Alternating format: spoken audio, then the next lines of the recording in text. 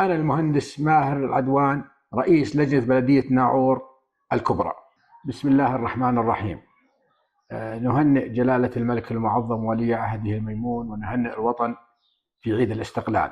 في كل عام في هذا الشهر من شهر أيار يتجدد الأمل وتتعزز العزيمة وتكبر الأحلام الوطنية عندما نحتفل بعيد الاستقلال وطننا الحبيب منارة المنطقة. 80 عاما من الاستقلال استطاع الوطن من تحقيق أعجوبة نالت احترام وتقدير العالم ومر العقود، وبقي هذا الوطن العزيز عصي على كافة محاولات النيل منه ومن تقدمه واستقراره.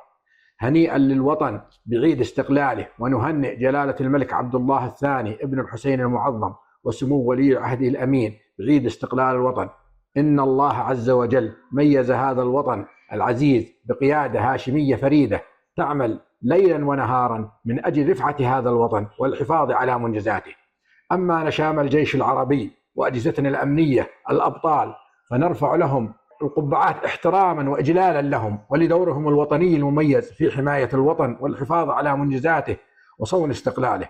أدام الله حمله وحماة التاج، وأدام الله عز قيادتنا الهاشمية العزيزة على قلوبنا. كل استقلال وقيادتنا الحكيمة وجيشنا العربي وأجهزتنا الأمنية وشعبنا الطيب بألف خير.